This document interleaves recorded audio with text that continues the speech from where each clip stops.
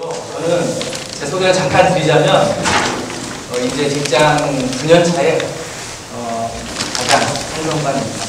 그리고 이제 제 둘의 아빠고요.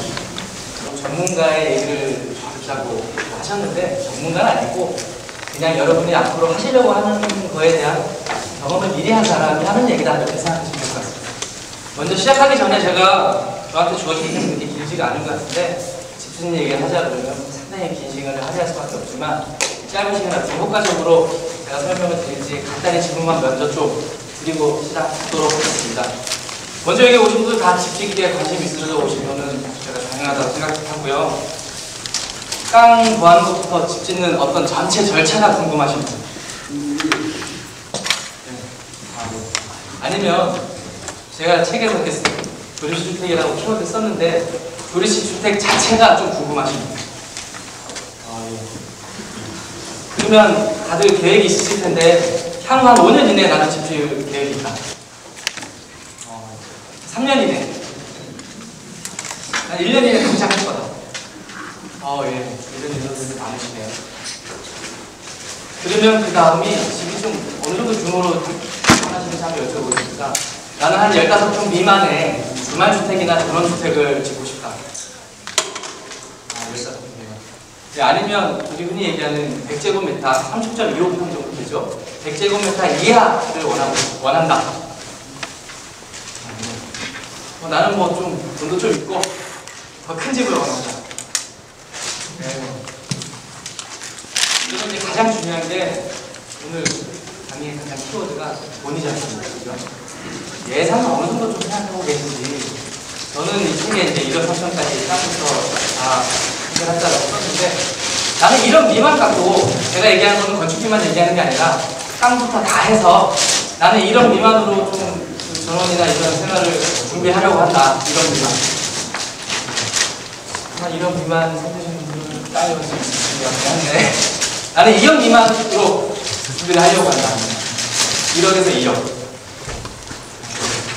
아니면 나는 좀 더 규모도 있고 아니면 우리 주택 말고 다른 거 생각하고 있고 한 3억에서 4억 정도 예산을 생각하고 있다. 질문 몇 개 제가 드려봤는데요.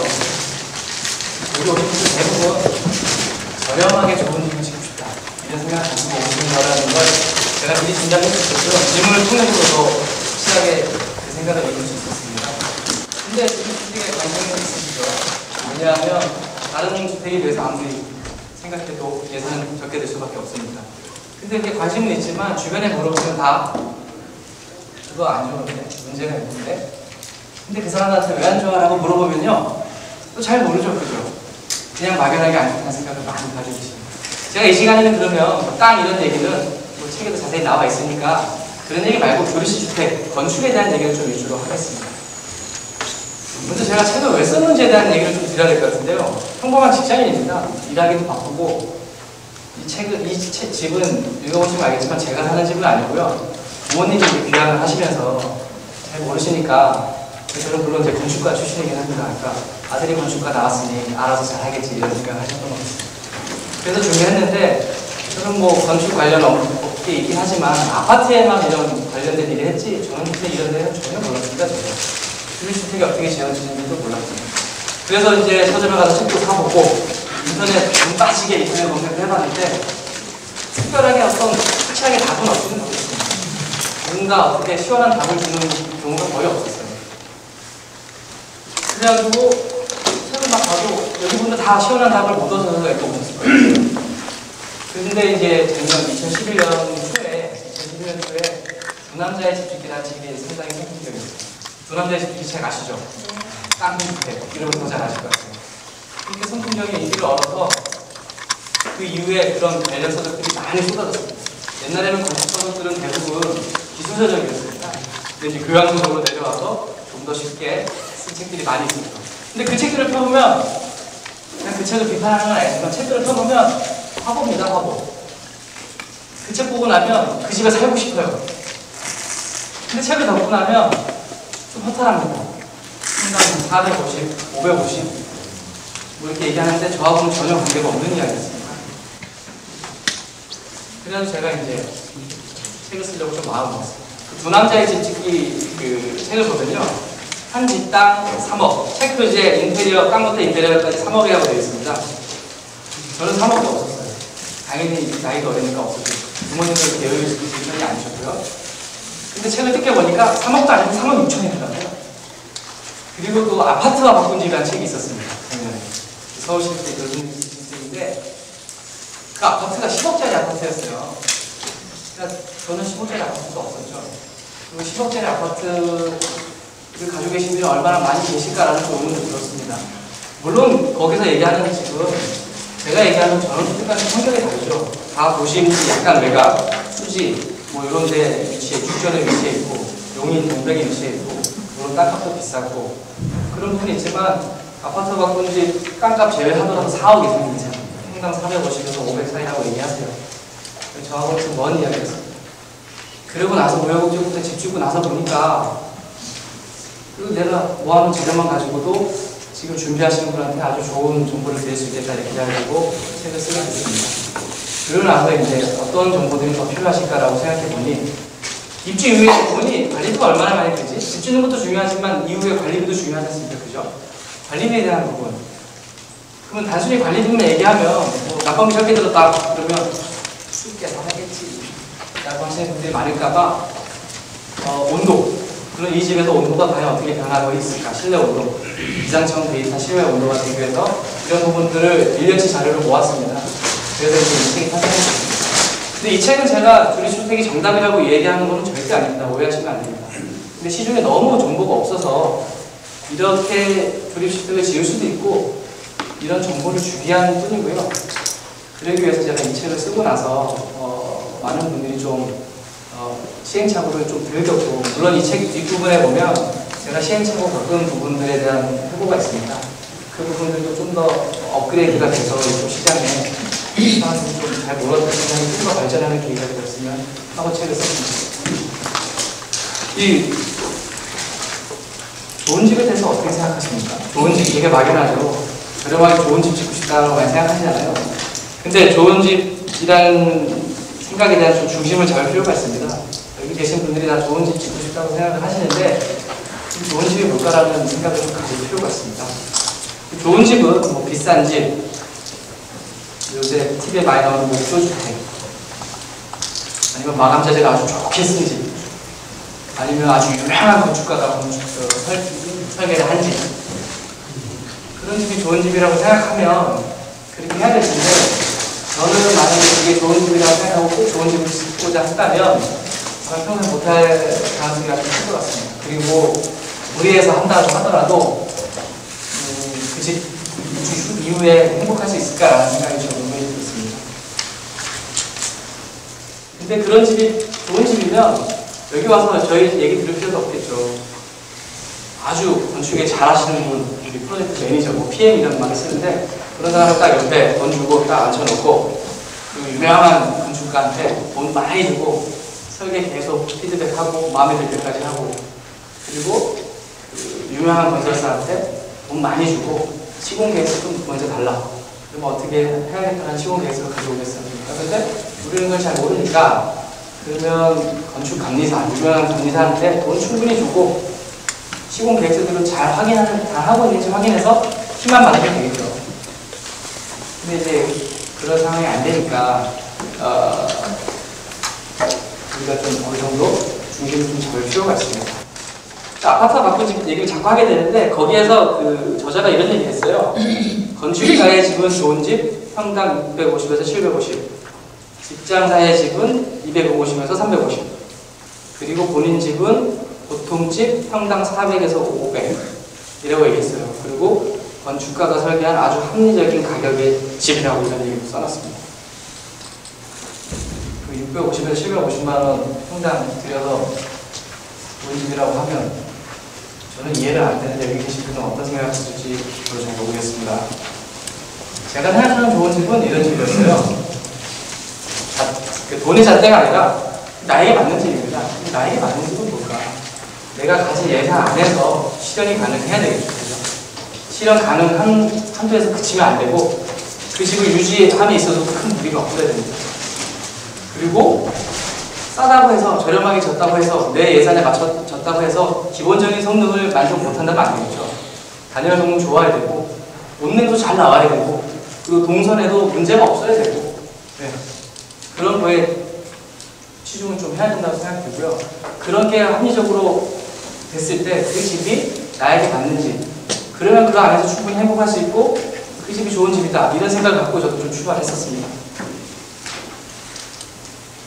근데 우리가 왜 조립주택에 관심을 가져야 되냐, 이런 얘기를 좀 제가 드리고 싶은데요. 보도자료 하나 얘기 좀 드리겠습니다. 베이비붐 세대라는 말이 요새 많이 나오죠. 58년에서 62년생 사이에 약 720만 명 정도 된다고 해요. 이분들 중 도시민 중에 한 56%는 은퇴후 농촌으로 의향이 있으시다고 해요. 그리고 이주 비용으로 토지하고 주택을 합해서 얼마나 생각하고 계시냐고 여쭤봤더니, 아까 저희가 여쭤본 그 질문이죠. 1억 미만이 40 정도, 그리고 1억에서 2억이 40 정도, 그리고 2억에서 3억이 10%, 3억 이상이 7%. 그러니까 2억 미만이 대부분 81.8%죠. 2억 미만이 대부분 이주 비용으로 2억 이하를 생각하고 계신다는 겁니다. 그렇기 때문에 우리는 잘 모르지만, 그리고 부정적으로 좀 생각해 왔지만, 실현의 가능성을 높이기 위해서는 조립주택에 좀 관심을 가질 필요성이 있습니다. 조립주택에 대해서 잘 아시나요? 조립주택이 뭐다 얘기할 수 있으실 분? 조립주택이 뭐다? 정의를 좀 말씀해 주시죠. 그렇죠. 네. 보통 제가 이제 말씀드리는 거는 조립주택이 뭐다라는 정의를 말씀드리기 전에 혹시 어떻게 생각하고 계신지 때문에 한번 여쭤봤습니다. 조립주택이 뭐다? 조립을 해서 짓는 게 아니에요. 그렇죠. 근데 우리가 흔히 부정적으로 생각하고 있는 조립주택은 샌드위치 패널을 사용하는 집. 그러니까 큰 의미로 봤을 때는 목조주택도 조립식입니다. 나무를 조립하는 거니까.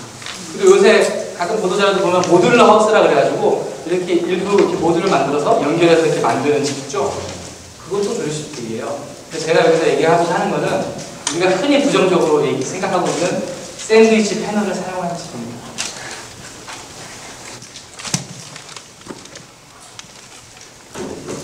네, 여기 4가지 사진이 있습니다. 1번, 2번, 3번, 4번 중에 조립식 주택이 아닌 게 하나가 있습니다. 조립식 주택이 하나가 있는 게 아니고요. 조립식 주택이 아닌 게 한 개가 있습니다. 1번, 2번, 3번, 4번 중에 어떤 걸 맞을까요? 제가 퀴즈입니다. 맞히시는 분, 손 가장 빨리 드신 분께 제 책 한 권 선물로 드리도록 하겠습니다. 아니요, 지금 손 드시는 게 아니고, 지금 손 드시는 게 아니고, 1번이 조립주택이 아니다. 제일 빨리 손 들어주시는 거 제가 기억하고 있습니다. 2번이 조립주택이 아니다. 제가 가운데 가까이 계셔서 제가 기억하고 있습니다. 그러면 3번이 조립주택이 아니다. 손 들었다 내려주셔야 돼요. 그쪽이 3번인데요. 요게 3번입니다. 손 내려주시고요. 다시 한 번. 3번이 아니다. 여기 뒤에 계신 분 제일 빨리 들어주셨어요. 그러면 4번이 조립주택이 아니다.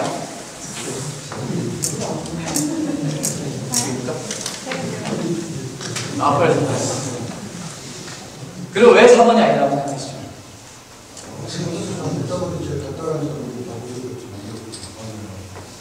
근데 4번이 아니다.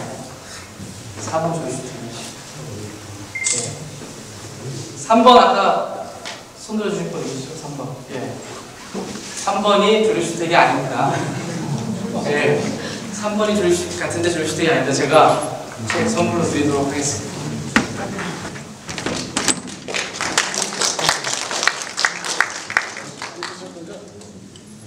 앞으로 계속 집중해 주십시오. 그러면 지금 책 드렸는데, 그러면 3번은 뭘까요? 구조가? 이동식 주택도 조립식이라고 제가 판단한 겁니다. 예. 3번은 뭘까요? 목조주택이요. 네, 목조주택입니다. 3번. 그것까지 맞춰.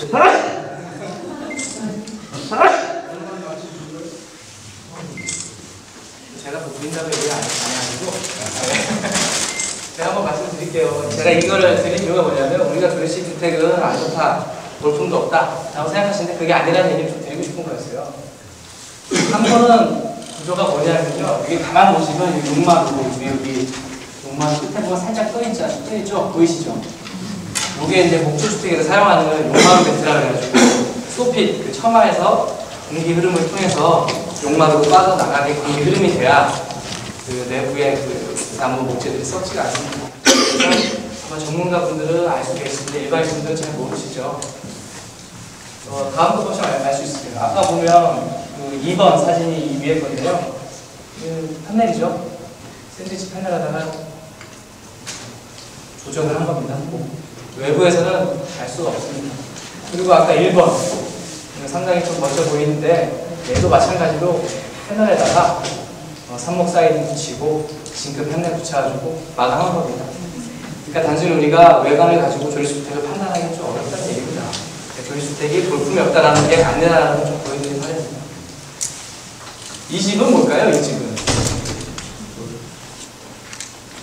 이 집이 제가 쓴 책에 그 모델이 됐던 저희 부모님의 사진 집입니다. 땅은 170평이고요. 집은 26평입니다.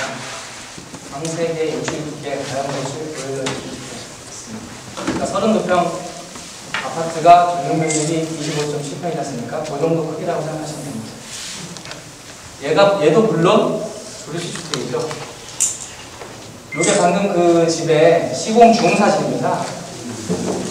그러니까 경량 철골조로 골조를 짠 다음에 그 다음에 샌드위치 패널을 부착한 집입니다.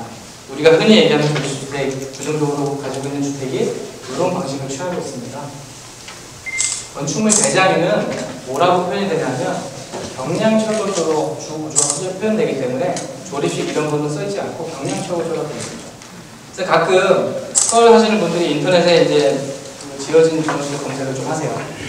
그러면 조립식 주택이라고 얘기 안 하고 부동산 업자가 경량 철골조라고 써있는 게 분명히 있을 겁니다. 그거는 잘 모르시는 분들한테 조립식이라는 말을 안 하고 싶어서 쓴 겁니다. 읽으시면 안 돼요. 경량 철골조라고 써있으면 조립식 주택입니다. 네. 우리가 흔히 조립주택이 안 좋다는 얘기를 많이 가지고 있습니다. 근데 그 이유가 뭘까요? 그거는 안 좋다는 인식 중에 하나고 왜 안 좋다고 생각하고 있을까라는 생각입니다.